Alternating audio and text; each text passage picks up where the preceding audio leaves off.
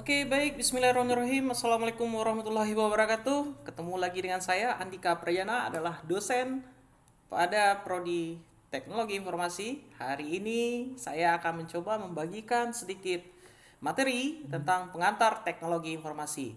Saya harap mahasiswa yang ada belajar saat ini, ya belajar kita secara online, dalam keadaan sehat, ya baik-baik saja. Apalagi di masa pandemi COVID-19 ini, kita harus menjaga imun tubuh agar lebih kuat, ya. Jadi spiritnya adalah mahasiswa harus kuat.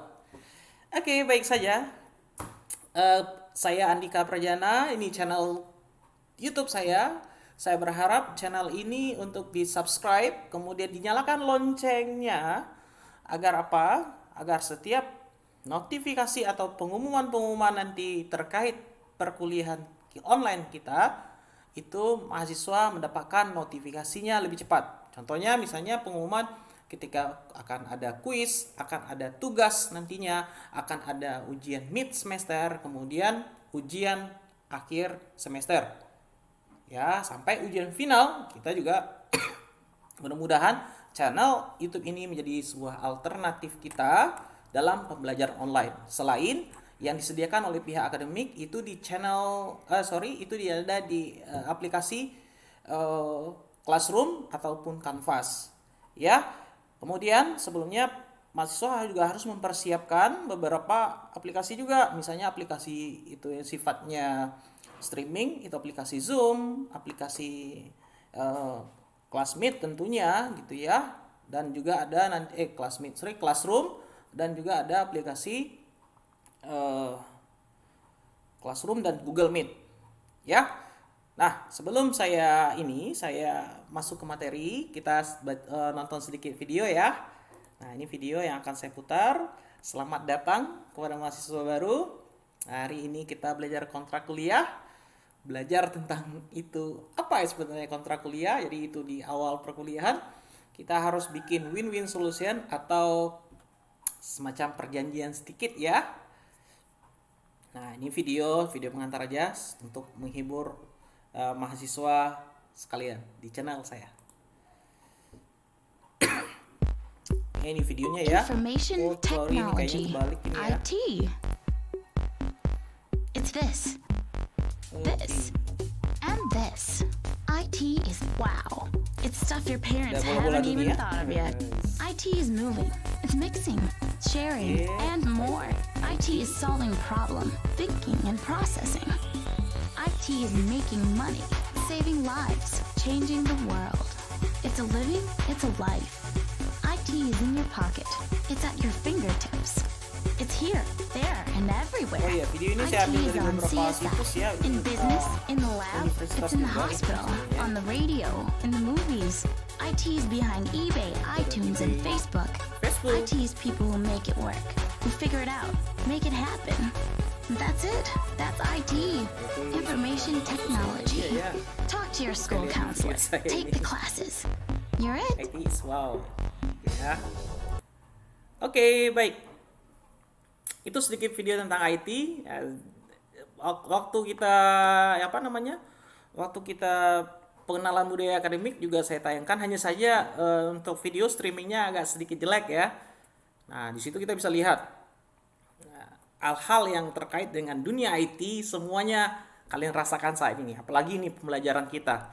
Jadi mudah-mudahan tahun depan kita sudah bisa belajar secara konvensional lagi ya, kita tatap muka, kemudian kita bisa saling tertawa, saling bergembira, dan lain-lain gitu ya. Oke, ini channel YouTube saya ya. Ini channel YouTube saya ada hashtag di kuliah. Jadi channel kuliah. Ya, jadi kalian bisa tinggal search aja itu, cari aja di sini, itu di browser apa YouTube kalian itu ada tulisan kuliah. Nah, nanti kalian akan ketemu dengan aplikasi tersebut ya. Di sini juga kita ada membahas tentang banyak ya. Di sini video saya itu ada workshop, ada pengabdian. Kemudian saya juga mengajar pada mata kuliah pengantar multimedia. sedikit materi-materi yang sifatnya praktikum atau desain-desain itu ada di channel ini. Ya, kemudian juga ada karya-karya dari mahasiswa, kakak-kakak lettingnya gitu ya.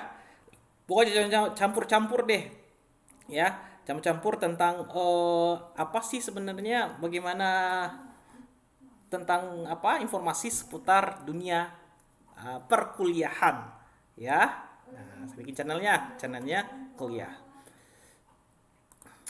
Kemudian kita juga membahas tentang apa? Tentang materi pengantar teknologi informasi.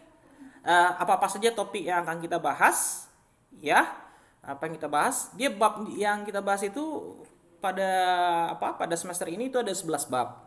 Jadi 11 bab dari bab 1 sampai dengan bab 5 nanti kita bahas secara daring atau sifatnya nanti kita akan coba streaming langsung nanti. Setelah itu di bab 6 sampai nanti bab 11 itu kita juga akan coba bahas ya di Google Classroom, dan setelah itu kita ujian final, ujian akhir semester. Ya, saya ingatkan lagi bab 1 sampai bab 5 itu kita bahas secara apa dengan Google Classroom ataupun nanti dengan Google Meet. Ya, minimal itu streaming kita dua kali streaming ya. 2 kali streaming, apakah nanti dengan Zoom atau Google Meet. Setelah itu kita ujian mid semester. Ya. Sembari itu di antara bab 1 sampai bab 5 kita adakan nanti juga itu akan kita adakan nanti ujian kuis, kemudian itu tugas ya, ada tugas mandiri, kalau sempat nanti kita kasih tugas berkelompok.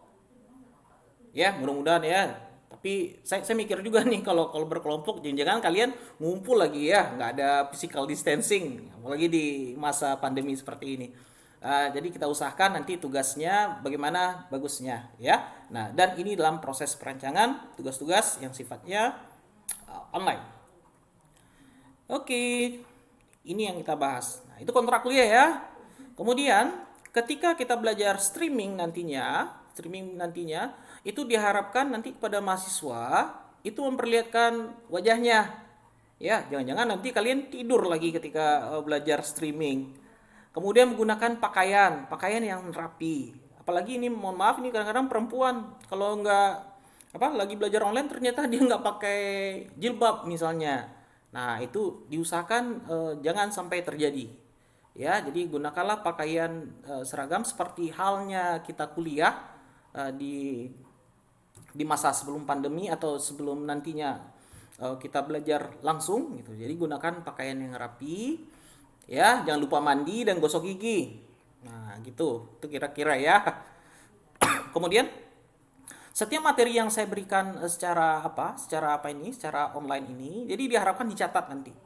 Ya, bisa jadi saya akan memberikan sebuah resume ini, memberikan tugas resume. Jadi kalian bisa menyimpulkan apa-apa saja yang kita bahas pada video streaming saya ini gitu.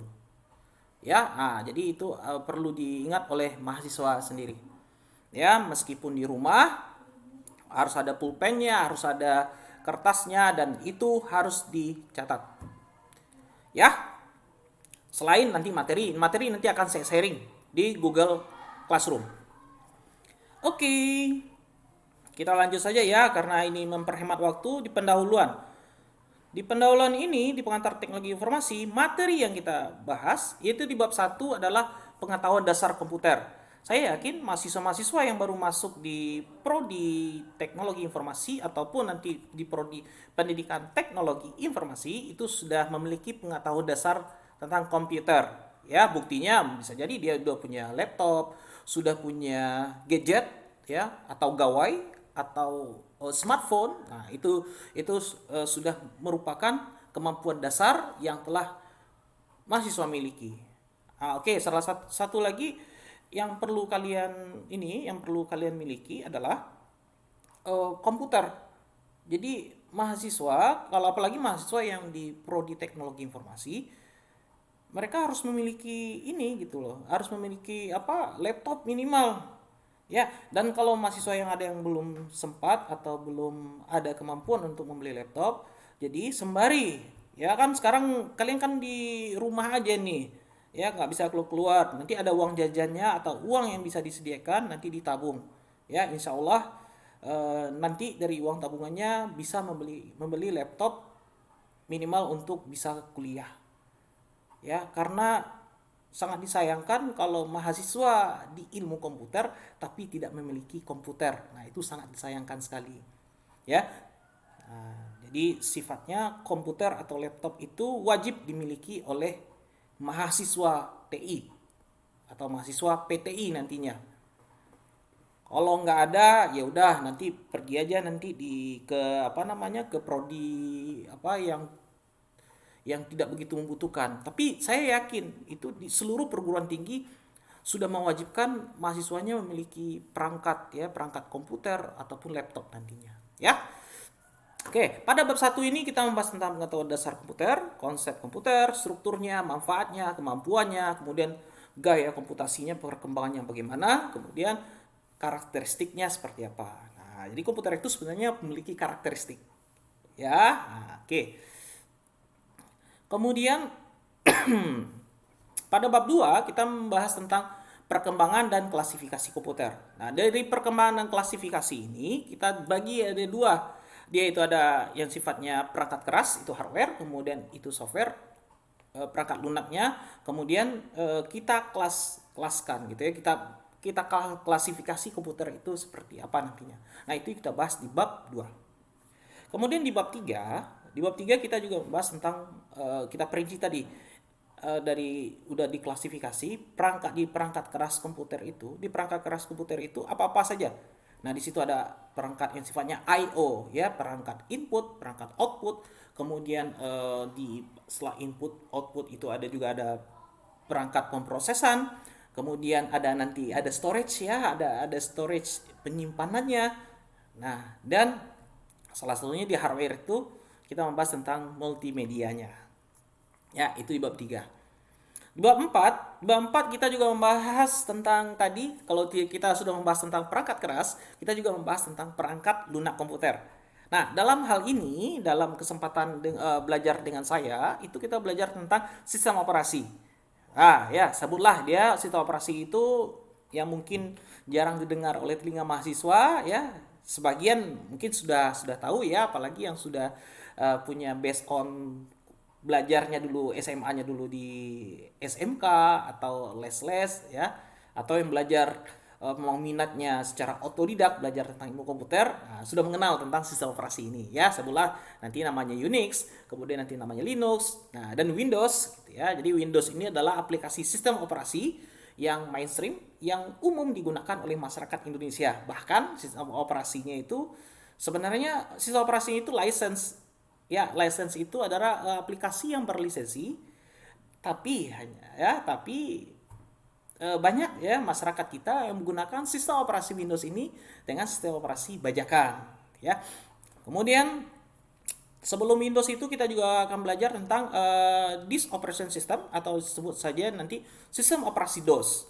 Kemudian nanti kita belajar sistem operasi lainnya, ya, sebut saja nanti namanya ada Android kita belajar, ya. Kemudian mungkin kita mengenal tentang aplikasi yang digunakan oleh aplikasi BlackBerry, misalnya Research in Motion.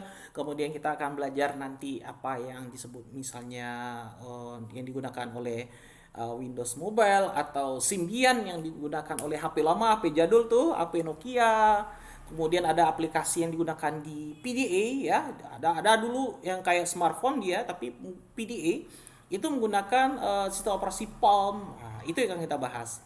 Kemudian pada bab ini juga kita membahas tentang software aplikasi.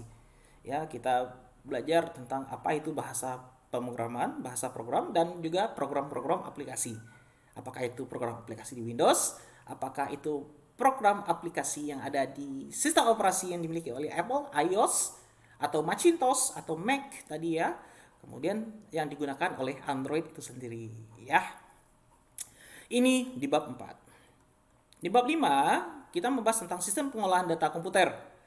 Nah, di sistem pengolahan data komputer ini kita melihat abstraksi dari sistem komputer itu sendiri.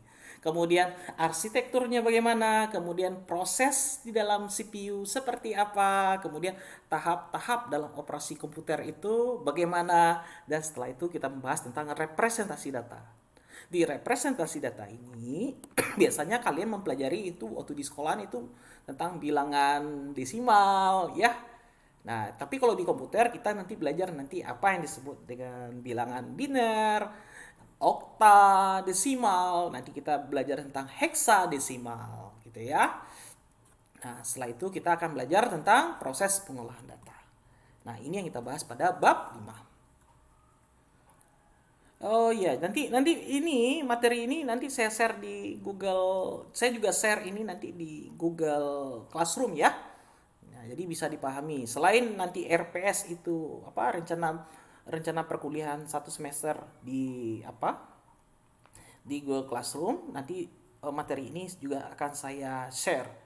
Tapi yang sebenarnya lebih enak itu sebenarnya kita lihat di channel YouTube. Jadi kalian bisa lebih enjoy, bisa lihat beberapa video lain gitu ya, video-video lain tentang perkuliahan ya. Kemudian di bab 6.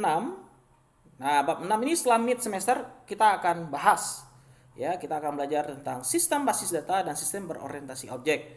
Nah, di sistem berorientasi objek ada apa itu? Kita belajar konsepnya, kemudian di BMS database management sistemnya bagaimana, kemudian teknik merancang model basis data itu seperti apa. Dan setelah itu kita belajar tentang sedikit tentang sistem berorientasi objek. Ini yang di bab 6. Sedangkan di bab 7, kita belajar materi tentang sistem informasi berbasis komputer. Ya. Nah, karena saya basic saya itu di jurusan saya dulu sebenarnya sistem informasi.